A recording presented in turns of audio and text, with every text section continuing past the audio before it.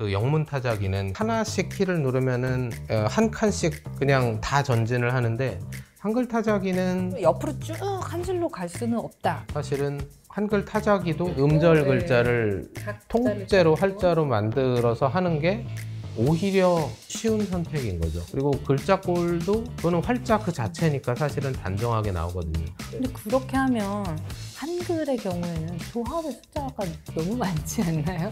이것이 단순히 어떤 기술적인 문제가 아니고 가치의 문제와 깊이 결부가 된다는 거거든요. 오늘 입고 오신 옷이 네, 공병우 박사님의 타자기 도면, 타자기를 고안하셨던 분인데, 그래서 이 공병우 박사라는 분은 대단히 특이한 이력의 소유자인데,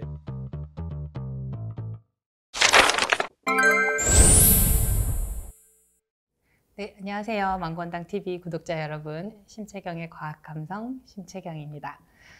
우리가 매일매일 문자도 보내고 또 컴퓨터를 쓰고 핸드폰 쓰고 하면서 키보드를 여러 번 만지게 되거든요. 이 키보드 자판 어떻게 만들어졌는지 생각해 보신 적이 있는지, 그런 얘기를 오늘 해보려고 합니다. 오늘 한글과 타자기의 저자 김태호 교수님 모셨습니다. 안녕하세요. 안녕하세요. 안녕하세요. 저희 구독자분들께 인사 부탁드리겠습니다. 예, 안녕하세요. 전북대학교에서 한국과학기술사를 강의하고 있는 한국과학문명학연구소, 이름이 좀 길죠? 소속 김태호라고 합니다. 컴퓨터를 아주 옛날에 초기에 살 때 보면 그 타자 연습하는 프로그램이 있었어요. 그래서 거기서 이제 뭐 어린 왕자라든지 메밀꽃 필 무렵 이런 문학 작품들을 따라서 쳐보게 하는 그런 프로그램이 있었는데, 그런 프로그램 시작할 때 두 번씩으로 할 건지 세 번씩으로 할 건지 뭐 이런 거를 물어보는 경우도 있었던 것 같아요. 구독자님들을 위해서 좀 설명을 좀 해주실 수 있을까요? 두 벌씩, 세 벌씩, 또 책에 뭐 네 벌씩 뭐 이런 얘기가 나오잖아요. 사실은 뭐 요 개념이 어렵게 느끼실 수도 있는데, 또 요것만 알면은 이 책에 나오는 이야기들을 또 대부분 쉽게 이해하실 수는 있습니다. 그래서 사실 지금 이 책이 번역 중인데, 어디로 가나요? 일본에서 오. 번역 중이고, 일본 번역자도 항상 물어보는 게 이 벌이라는 말을 일본어로 뭘로 하면 좋겠느냐. 그렇구나. 벌. 근데 몇 번의 뭐 대화가 오가다가 네. 그냥 가타카나로 보루 이렇게 하고 설명을 해주자. 왜냐면 일본어로 완전히 좀 딱 떨어지는 표현이 없다고 이제 번역자가 판단을 한 것 같아요. 이게 옷 한 벌 할 때 그 벌일까요? 사실은 그렇습니다. 뭐 이제 옷 한 벌이고, 그게 이제 두 벌, 세 벌? 자음이 한 벌 들어가고 모음이 한 벌 들어간다. 그럼 이제 전체는 두 벌이 되는 거죠. 자음이 두 벌 들어가고 모음이 한 벌 들어가면 세 벌씩 자판인 거고, 자음이 두 벌, 모음이 두 벌 들어가면 이제 네 벌씩이 되고, 자음이 세 벌, 모음이 두 벌 들어가면 다섯 벌씩이 됩니다. 여기까지 들으신 분들 중에는 도대체 왜 자음이 두 벌, 세 벌이 들어가는가? 대단히 의아해 하시는 분이 있을 텐데, 그게 사실은 컴퓨터와 기계식 타자기를 가르는 가장 중요한 차이인 것 같아요. 간단히 말하면, 이 머릿속에 글자를 생각을 해보시면, 각야각여가 있고, 고교구교가 있고, 그럴 때 우리는 기억이 하나라고 생각을 하는데, 글자 디자인을 하는 입장에서는 사실은 다른 기억인 거죠. 맞아요. 네. 이제 그 비스듬하게 삐치는 기억과 그냥 위에 올라가 얹히는 기억이 있는데, 맞아요. 아이들이 예. 글씨를 배울 때 이제 처음에 가, 나 이걸 배우잖아요. 그 다음에 뭐 고를 배우면 기억을 다르게 써야 되는 거예요. 가를 쓸 때의 기억은 이렇게 옆으로 삐치는 기억인데, 고를 쓰게 되면 이렇게 기억자로, 이렇게 정말 기억자인데 90도로 내려와야 되잖아요. 그런 게 너무 어색한 거예요, 이 친구들은. 그리고 기억까지 쓴 다음에 이제 그 다음에 어느 모음이 올지를 아직 판단하지 못한 상태에서 기억을 쓴 다음에, 기억을 이제 가의 기억처럼 써놓고 밑에 받침을 쓰려면 너무 글자가 못생겨지잖아요. 그렇죠. 예. 그런 고민들을 이제 글씨 처음 배우는 아이들이 하듯이 서체를 디자인할 때, 설계할 때 필요했던 고민들이었던 거죠. 어른들은 이게 같은 거지, 당연히 같은 거지 하면서 네. 가르치는데, 아이들도 그렇고 외국인도 그렇고 네. 처음에는 왜 이 기억하고 이 기억이 같다 그러지? 모양이 다른 하면서 거예요. 혼란스러워합니다. 맞아요. 그리고 쌍기역일 때는 또 조그맣게 예. 길쭉하게 써야 되고. 근데 컴퓨터는 사실 이거를 우리가 모르는 사이에 다 맞아요. 조정을 해주는 거죠. 근데 기계식 타자기 시절에는 그게 조정이 안 되니까 결국에는 기억을 두 벌 넣고, 또 모음도 사실은 아야 어여가 받침이 없을 때는 끝까지 내려오지만 받침이 있을 때는 짧잖아요. 그것도 또 이제 모양을 따지다 보면 두 벌씩 만들어 놓게 되고, 받침은 또 받침대로 또 따로 해야 되는 거죠. 기역이 비슷하게 생겼지만 얘는 밑에 가서 찍혀야 되고, 또 이제 기계적으로 가면은 예컨대 그 영문 타자기는 그냥 우리가 하나씩 키를 누르면은 그 종이가 말려 있는 그 플래튼이라 그러죠. 그게 한 칸씩 그냥 다 전진을 하는데, 한글 타자기는 그게 다 전진을 해버리면 글자가 제대로 모아쓰기가 안 됩니다. 그래서 어떤 거는 플래튼이 움직여야 되고 어떤 거는 안 움직여야 되고, 사실 영문 타자기를 가져다 개조를 해서 만들긴 하는데 좀 상당히 많은 궁리가 들어가야 되는 그런 그렇죠. 작업이었던 특히 거죠. 받침을 찍어야 되면 사실 영문 타자기는 칠 때마다 이렇게 옆으로 가는 게 매력이잖아요. 예, 이렇게 예. 탁탁탁탁 할 때마다 종이가 옆으로 가면서 글새는 똑같은 자리에 찍힌데 종이가 옆으로 가면서 예. 찍히는 방식인데, 한글은 그렇게 찍으면 이제 받침하려면 다시 종이가 이렇게 와가지고 뭐 예. 위치를 잡아줘야 되니까 그런 게 좀 기계학적으로, 그러니까 공학적인 도전이었던 거죠. 맞습니다. 그게 우리가 이제 외국의, 그러니까 서양식 타자기를 그대로 들여올 수는 없었던 것 같고, 그래서 이제 책에 보면 그 소개를 좀 해주시는데, 중국이나 일본이나 이런 한자 문화권은 사실 너무 어렵잖아요. 네. 한자 문화권은 정말 키보드로 뭘 자판을 이렇게 분해해서 친다는 게 너무 어려워서, 제가 이 책을 읽으면서 유튜브를 정말 많이 찾아봤어요. 유튜브에 예. 찾아보면 아주 거대한 약간 인쇄소의 식자기에 네, 가깝죠, 네. 사실은. 그래서 온갖 글자들이 정말 뭐 수천 개가 있는 이런 판을 움직이면서 그 판 중에 어디 이렇게 찍는 방식으로 이렇게 하더라고요. 그러면 아주 숙달된 어떤 타자수라면 내가 찾는 글자가 어디에 있는지를 이제 위치를 다 외우고 있는 거죠. 엄청 조그만 글씨인데, 그래서 얘를 움직여서 찍고 얘를 움직여서 찍고 이런 걸 하더라고요. 네. 아, 이게 중국이나 일본은 정말 엄청난, 우리보다 훨씬 더 복잡한 도전이었구나. 그리고 영어식 타자기를 그대로 쓸 수는 없었겠다, 그런 생각이 들었어요. 히라가나 가타카나를 그대로 치는 경우는 잘 없고, 한자도 우리도 이제 한자 쓴 다음에 한자 버튼 눌러서 예. 변환하듯이 중국은 당연히 모든 글자를 다 발음으로 친 다음에 한자를 예. 각각 이제 그 동음이의어들을 막 이렇게 옆에 다음 예. 넘기면서 치고, 그런 걸 좀 몇 번 배우고 나면 한글이 너무 편하구나. 그렇죠. 네, 이렇게 느끼게 되죠. 이게 약간 우리가 뭔가 좀 좋은 언어를 갖고 있다는 그런 느낌을 자꾸 받게 됩니다. 아마 일본어로 번역돼서 이 책이 나가면 되게 부러워하지 않을까요? 홍보를 좀 해야죠. 우리가 영어식으로 옆으로 쭉 한 줄로 갈 수는 없다. 이게 가장 중요한 어떤 난제였던 거겠죠. 그렇죠. 사실 말씀해 주신 것처럼 한글 타자기를 둘러싼 여러 가지 논쟁 중에서 가장 첫 번째로 답해야 되는 질문은 한국어에서 한자를 계속 쓸 거냐, 일본어처럼 어울려 쓸 거냐. 그러니까 맞아요. 한글을 어떻게 배치하냐보단 오히려 그게 더 먼저일 수도 있는 거죠. 한자를 계속 쓸 것인가. 중국도 뭐 로마자로 바꾸자 이런 주장을 하다가 그게 호응을 못 얻어서 실패하고, 일본도 한자를 버리고 뭐 히라가나나 가타카나로만 가자고 시도를 하다가 그것도 실패하고, 그러니까 결국 그들의 타자기가 그런 모양이 된 것은 한자를 버리고 갈 수 없다라는 게 이제 사회적 어떤 합의가 됐기 때문에 그런 건데, 그럼 이제 한국 같은 경우는 비슷한 선택이 있는 거죠. 한자를 안 버리고 그냥 갈 거냐, 아니면은 뭐 소리 글자에다가 자음 모음이 따로 있는 한글을 살려서 갈 거냐. 근데 한자를 계속 한글과 섞어 쓴다면은 사실은 한글 타자기도 결국에는 그 일본이나 중국 타자기처럼 이 한자도 섞여 쓰고 글자도 뭐 이게 자음 모음이 따로 있는 게 아니고 가, 갸, 각 뭐 이런 식으로 음절 글자를 통째로 활자로 만들어서 하는 게 오히려 이제 그 한자 타자기 같은 형태에선 쉬운 선택인 거죠. 그리고 글자꼴도 그거는 활자 그 자체니까 사실은 단정하게 나오거든요. 근데 그렇게 하면 한글의 경우에는 조합의 숫자가 너무 많지 않나요?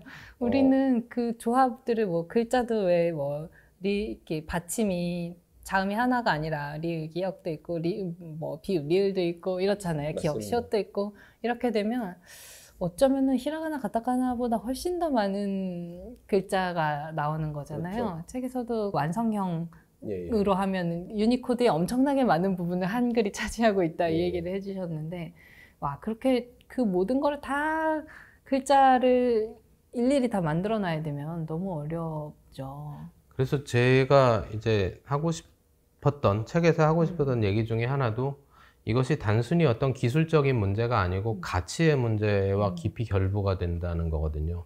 그래서 기술적으로 어려운 걸 떠나서 이 일제강점기에는 한글 운동이 곧 민족운동이었고 독립운동인데, 그럼 한글의 장점이 뭐냐? 한글을 왜 아껴야 하는가?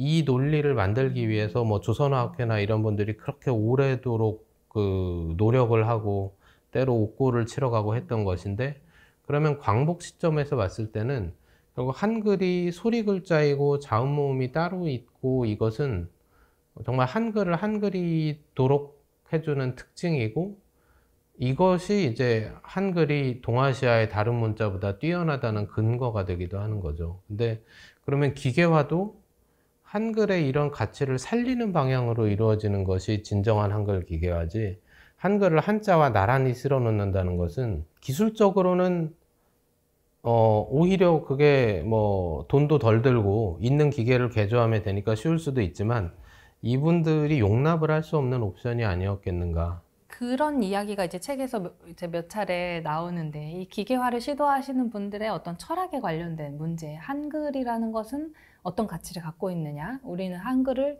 우리말을 어떤 식으로 지켜가야 하느냐, 우리의 나아갈 방향은 무엇이냐, 이거를 기계공학적 측면에서 고민하시는 분들이 같이 고민하고 있었다는 게 굉장히 흥미로운 지점이고, 오늘날 우리도 사실은 그런 거잖아요. 예를 들어서 AI를 요즘 많이 하는데 AI가 나중에 도덕적인 문제가 되지 않을까 이런 걸 경계하고 있고, 또 생명에서 뭐 세포 DNA 이런 거를 사실은 지금 뭐 훨씬 더 많은 유전자 합성을 할 수도 있는데 어디까지가 윤리적인가 그 선을 지키려고 하는 경우가 많잖아요.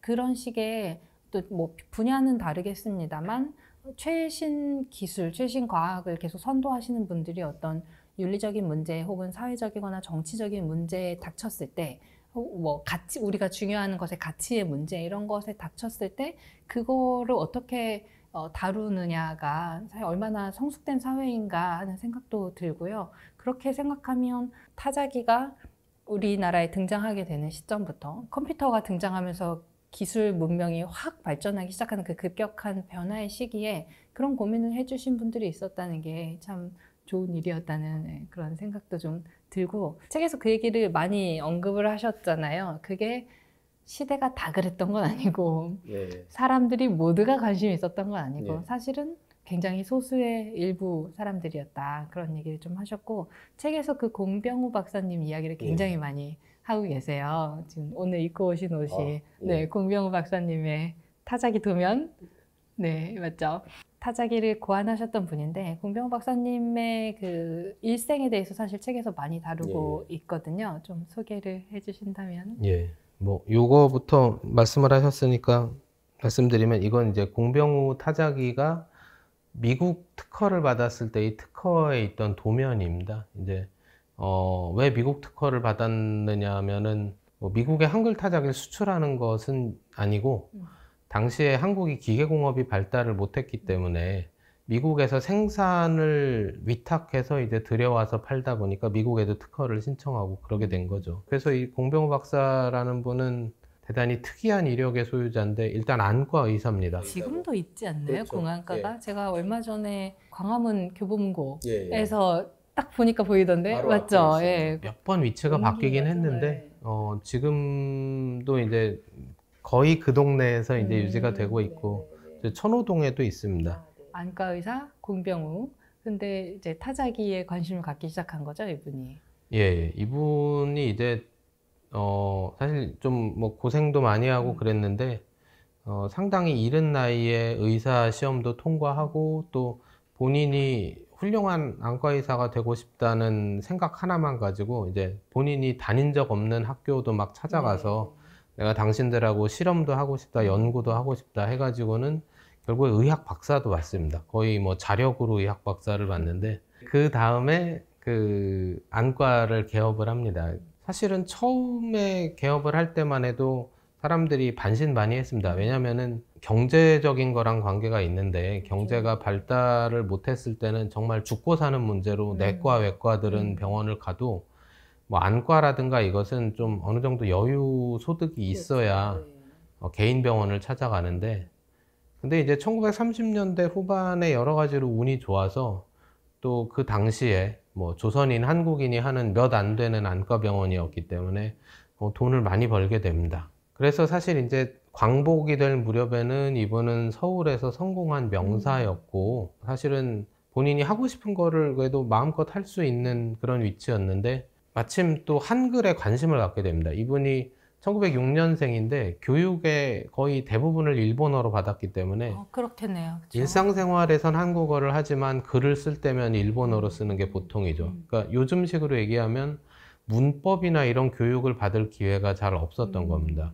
근데 그 병원에 찾아온 환자 중에 이긍로라는 분이 계셨는데, 이분은 요새는 이제 설명하려면 그 말모이의 윤계상이 했던 역할이다 대충 뭐 이제 그렇게 설명을 많이 합니다. 독일에서 유학하고 이제 국문법의 기초를 세운 아주 중요한 역할을 하신 분인데, 얘기를 하다 보니까 내가 조선 사람인데, 이건 광복 전이죠. 내가 조선 사람인데 너무 그 한글에 대해 모르고 있었구나, 이거를 부끄럽게 생각을 해서 독선생을 모셔서 뭐 과외도 받고 문법과 맞춤법의 기초를 익히게 됩니다. 그리고는 이제 이 광복 후에 그 자신이 썼던 책을 한글로 번역해서 다시 출판을 하려고 하는데, 요즘 말로 하자면 문서의 취급과 관리가 상당히 좀 번거롭게 느껴진 거죠. 왜냐하면 공병호 박사가 한글로 번역을 하면 조수들이 그걸 원고지에 옮겨 적는데, 조수들이 필체가 다 다르고 하니까 출판사에서 이걸 못 알아보는 일도 많고, 공병호 박사 본인이 보기에도 답답하고 하니까 또 약간 성격이 급한 분이라 답답하면 타자기를 쓰자 해서 이제 시장에 나가서 타자기를 찾아봅니다. 한글 타자기가 많이 팔리거나 이러진 않았는데 시험적으로 만든 것이 몇 종류 있긴 있었어요. 근데 이제 그것을 사가지고 왔는데 마음에 또 잘 들지 않는 거죠.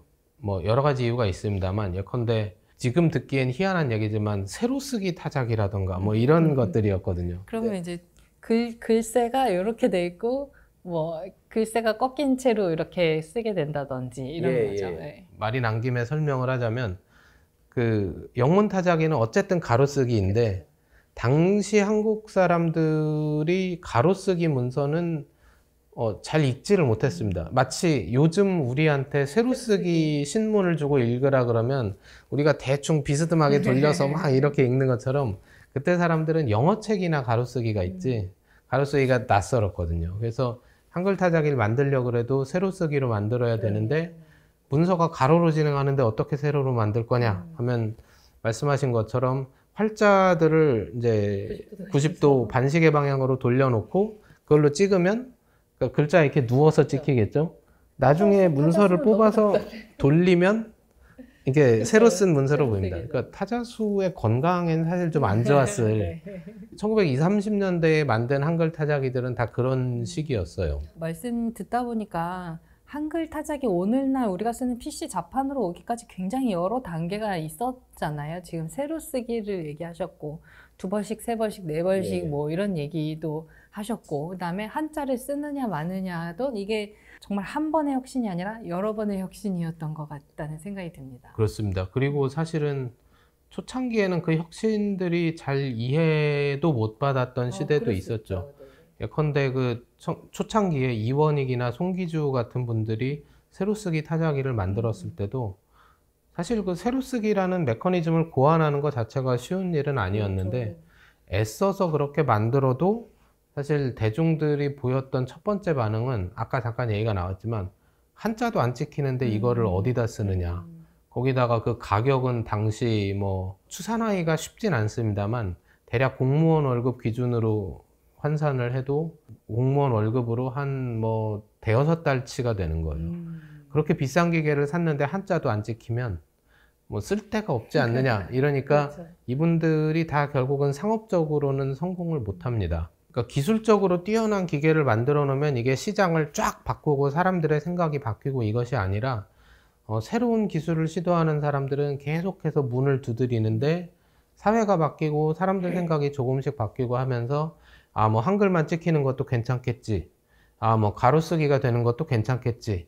이렇게 되면서 또 거꾸로 한글 타자기의 시장이 열리고 이걸 써보니까 실제로 편하니까 그 사람들은 또 이 한글만 써도 괜찮겠다라던가 가로쓰기도 괜찮겠다라던가 이 생각이 더 굳어지게 되는 거죠. 아, 이게 서로 결국에 피드백을 주고받았네요. 예, 그러니까 단지 타자기나 이런 걸 만드는 사람들이 이렇게 가자라고 가치를 일방적으로 전파한 게 아니라 이런 타자기가 등장하니까 사람들이 써보고 이거 괜찮네, 혹은 한글만 써 있는 문서를 보고 한글만 써 있어도 충분히 이렇게 의사 전달이 잘 되네, 이런 것들을 수용해 준 거잖아요. 예. 글씨체도 뭐 여기 이게 빨랫줄에 널린 듯한 글씨라는 표현이 예. 여러 번 나오는데, 사실 이 공병 타자기가 가나다라가 있고 밑에 받침은 그냥 툭 내려오는 형태로 예. 그 폰트가 디자인 됐잖아요. 오늘날 우리에게는 너무나 익숙한 글씨체 중에 하나이지만 예전에는 이렇게 네모 안에 예쁘게 딱 꽉 차게 들어와야 되는 게 글자다라고 생각했던 시절에는 너무 이상한 글씨였을 텐데, 당시에 뭐 군부대라든지 이런 데에서 그거를 별로 거부감 없이 쓰셨다는 거잖아요. 그러니까 이게 어떤 공학적인 발전이 있을 때 사람들이 그거를 만들어내는 사람도 중요하지만 또 그게 사회에 나와서 다시 피드백도 받고 그중에 선택돼서 살아남는 것만 지속이 되기도 하고, 그런 기계공학에서 일방적으로 전파를 했다기보다는 사회랑 공존할 수 있는 얘기가 아니었나, 이런 생각이 들어요. 요즘도 3번씩 쓰고 계세요? 예, 저는 사실 뭐 워낙 익숙해지다 보니까 그냥 컴퓨터에서는 3번씩을 계속 쓰고요. 다행이라면 다행인 것이 예전에 뭐 학과 도서실 컴퓨터를 여럿이 쓰고 할 때는 네. 항상 제가 쓸 때는 3번씩으로 설정을 바꿔놓고 쓰다가 주로 이제 다시 2번씩으로 바꿔놓고 일어나는데 한 10번에 한 번 정도 깜빡하고 일어나면은 사람들이 막 컴퓨터가 고장났다고 뭐 이상한 게 찍히고. 근데 이제 요즘에는 다 개인 디바이스의 시대가 되니까 맞아요. 제 노트북을 뭐 3번씩으로 해놓는다고 별다른 문제는 생기지 않고 오히려 보안이 매우 좋습니다. 네, 맞습니다. 왜 아냐면 사실 저도 3번씩 쓰거든요. 아, 예. 저는 처음에는 2번씩으로 배우다가 대학교 한 3, 4학년 때쯤에 친구들이 이제 3번씩 뭐 얘기를 해가지고 그냥 호기심이 생겨서 한번 배워봤어요. 근데 이거를 처음에 그냥 배우니까 잘 안 배워지더라고요. 왜냐하면 이제 자판에 써 있는 글자랑 글자가 2번씩이니까 네. 그거대로 치는데 3번씩은 그 자판을 따로 이제 외워야 되는 거였잖아요. 근데 그게 처음에는 잘 안 돼서 아예 작정을 하고 내가 시간을 내서 정말 이 3번씩을 한번 독파해 보겠다, 이런 생각을 갖고 2, 3주를 투자했더니 그 다음부터 그래서 2번씩도 쓰고 3번씩도 쓰는데 지금 거의 3번씩을 훨씬 더 많이 쓰고 있어요. 근데 저는 3번씩을 배울 때 특별히 어떤 이게 가치라든지 이런 건 아니었던 것 같고 오히려 이런 선입견을 가지고 배운 것 같기는 해요. 3번씩이 더 뭐 손목에 무리가 덜 된다더라, 오래 쳐도 손이 덜 아프다더라, 이런 이제 소문을 듣고 시작을 한 거긴 한데 꼭 그런 것 같진 않거든요. 지금 생각해 보면 3번씩도 나름의 장점이 있고 2번씩도 나름의 또 장점이 있어요. 그리고 3번씩은 숫자 키를 못 쓰잖아요. 숫자 키에도 그렇죠. 다 글자가 한글이 배정돼 있기 때문에 숫자를 쓰려고 하면 영어로 바꾸고 숫자를 써야 되고, 한글일 때는 숫자 키도 다 글자가 배정이 돼 있단 말이에요. 그러니까 사실 불편하고 또 너무 글쎄가 많아서 제가 이제 3주를 투자했지만 사실 다 못 외웠거든요. 한 90% 정도 외웠잖아요. 그러면 가끔 받침이 기억이 안 나는 거예요. 가끔 쓰는 받침은 어디에 있는지 기억이 안 나서 다 눌러봐요. 이제 부엌에 키역 받침을 쓰기 위해서 다 눌러봐야 되는 거예요. 키역 받침, 티읕 받침 잘 자주 안 안 쓰니까. 쓰니까 이제 그런 걸 따지면 사실 2번씩이 더 빠를 수도 있거든요. 저는 이제 2번씩일 때 엄청 빠르게 타자를 치던 사람이라서. 근데 제가 그 모든 속도, 뭐 너무 익숙했던 것 이걸 다 포기하고 3번씩으로 넘어왔는데 왜 그랬는지 모르겠어요. 제가 3번씩 배울 때 그 무료로 나눠주시는 스티커를 받았던 기억이 나요. 그때는 공안과가 아니었고 어떤 치과였어요. 너무 신기한 거예요. 어떤 커뮤니티에서 게시판에다가 제가 3번씩 스티커 신청합니다, 이러고 이제 글이랑 제 주소를 남기면 일반 우편으로, 뭐 그냥 우표 붙이는 일반 우편으로 그 스티커를 한 장을 그냥 보내주셨어요. 무료로 보내주셨던 기억이 나요. 그래서 저는 이제 이걸 그 자판마다 다 스티커를 붙인 다음에 그걸 배웠는데 그때도 생각했어요. 이 사람들은 왜 이걸 무료로 나눠줄까? 이 스티커 한 장을 여러 사람에게 나누어 주면서 우편료도 들 텐데 그것도 다 본인들이 감당하고 이 재벌식의 가치를 21세기까지 이어오고 있는 사람들은 어떤 생각을 하고 있는 걸까? 그런 게 좀 그때 궁금했긴 했어요. 왜 이런 그때 그 수십 년 전에 사실 반세기 전의 흐름을 지금까지 계속 이어올 수 있는 건 어떤 매력이 있어서일까요? 예, 사실 저에게 너무 익숙한 과학동화 표지 제호가 그 폰트가 이 세벌식에서부터 온 것이다 이 얘기를 적어주셨어요. 이 세벌식 타자기는 처음 나왔을 때부터 상당히 오랜 기간 동안은 글자가 밉다고 이렇게 놀림을 그러니까요. 많이 받았고요. 아래가 허전한 것이 그 세벌식 타자기의 약점처럼 이야기가 되었는데 이것이 어떤 한글 타이포그래피에서 좀 새로운 방향을 열어줄 수 있을 거다 뭐 이런 생각들이 나온 거죠. 그 굉장한 변곡이었다고 생각해요. 표준화를 여러 차례에 걸쳐서 시도를 했더라고요. 그래서 표준화를 시도하는 과정에서 이제 세벌식이 조금씩 밀려나게 됐잖아요. 그때 정부가 어떤 의도를 가지고 있었다고 보시나요?